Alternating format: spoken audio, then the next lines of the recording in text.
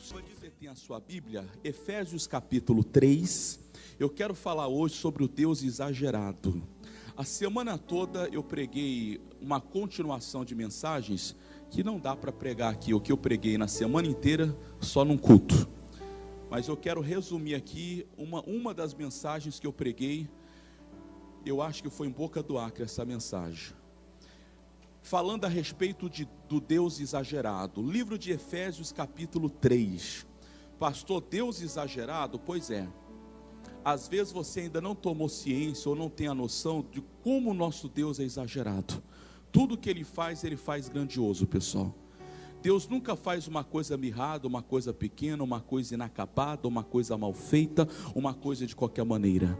Ao contrário, tudo que Deus faz é bem feito. Livro de Efésios capítulo 3, versos 20. É a base da palavra. Efésios 3, 20. Capítulo 3, versículo 20. Livro de Efésios capítulo 3, versículo 20. Você que está em casa agora, esse programa é gravado, depois vai ser reproduzido não só aqui para Rio Branco, mas para todo o Brasil através da nossa TV. Você é convidado, você que é de Rio Branco, a estar conosco. Aqui estamos na Benjamin Constant 398, e do restante do Brasil, tomara que Deus use essa mensagem para falar também com você, como acredito que vai falar aqui na igreja em nome de Jesus. A Bíblia fala o seguinte, capítulo 3, versos 20, Efésios 3, 20. Ora, aquele que é poderoso para fazer o que, gente? Primeiro Deus faz tudo, guarde isso aqui, para fazer tudo, primeiro Deus faz tudo, muito mais abundantemente, além daquilo que pedimos, ou pensamos, ou o quê? Segundo o poder que em nós opera, ou que opera em nós. Eu tenho falado e falei no decorrer da semana a respeito de um Deus que é exagerado em tudo quanto faz. Por que Deus é exagerado, pastor? Às vezes nós cometemos o pecado de olharmos para Deus como ser humano. Eu falei isso na semana anterior à minha viagem ao interior. Nós olhamos para Deus como se Deus fosse homem, como se Deus precisasse de tempo para nos abençoar, como se alguma coisa fosse demasiadamente difícil para Deus, ou grandioso demais. A Bíblia Sagrada diz, há porventura algo grande demais para Deus? Pois operando Deus, quem impedirá? Mas às vezes, infelizmente, nós olhamos para Deus como homem, como pessoa, que tem fraqueza, que precisa de tempo, que talvez esteja chateado comigo. Quem sabe Ele está me condenando porque um dia eu fiz alguma coisa errada. Proponha no seu coração, o nosso Deus não é Deus de condenação, pessoal.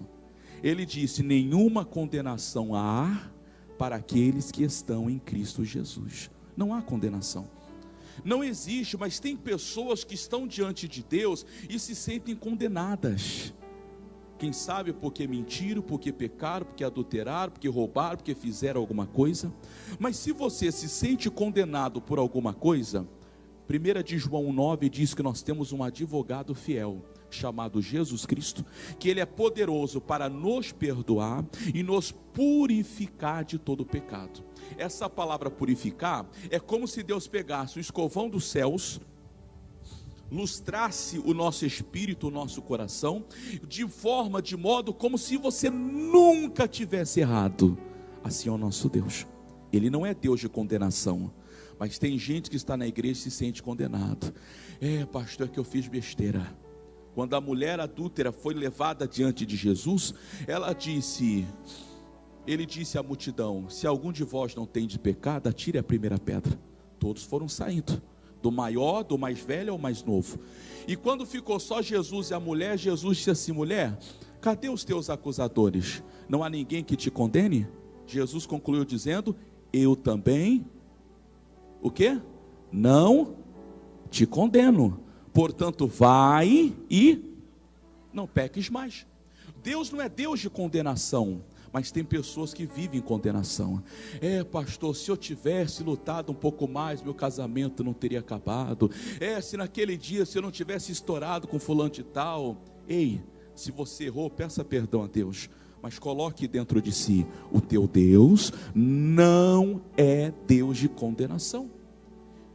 Porque se você anda em condenação, você vai começar a pensar que você não merece, que você não merece ser curado, que você não merece ser abençoado. E é isso que o diabo quer, porque diz a Bíblia que um dos codinomes, ou uma das maneiras que Satanás é conhecido como o acusador, ele vai jogar no seu rosto, no seu coração: você não merece, aquilo não é para você, você não vai conseguir, Deus não quer isso para você, você não vai ter aquilo, não vai dar certo aquilo outro. Aí você aceita esse pensamento e começa a achar que você não pode. Quem sou eu para ter tal coisa? Quem sou eu para prosperar? Quem sou eu para ganhar almas? Você é o filho de Deus, pessoal. Amém, gente? Não há condenação para quem está em Cristo Jesus. Se você caiu, Ele te levanta. Se você pecou, Ele perdoa os teus pecados. Se você fez qualquer besteira na vida, não ande em condenação. Andar em condenação é andar ouvindo a voz de Satanás, é andar na carne, é andar segundo aquilo que o diabo quer. Toda pessoa que anda em condenação, ela anda pensando de que ela não merece. Nós temos que amadurecer aqui hoje. Eu vou repetir a mensagem de hoje: o nosso Deus é exagerado. Quando Ele quer abençoar alguém, Ele faz mais do que o bastante. A Bíblia diz que Deus dará para você até que haja a maior abastança. A Bíblia fala da fidelidade financeira. Quando você é dizimista fiel, ofertante fiel, fiel nos seus compromissos com Deus, a Bíblia diz que Deus vai te dar a maior abastança. O que é a maior abastança? Mais do que bastante. Eu gosto da tradução atualizada de Malaquias 3:10, que diz que depois que você é fiel a Deus, na versão internacional da Bíblia Sagrada, ou seja, na versão americana, diz que Deus vai te abençoar tanto que você não vai ter aonde guardar.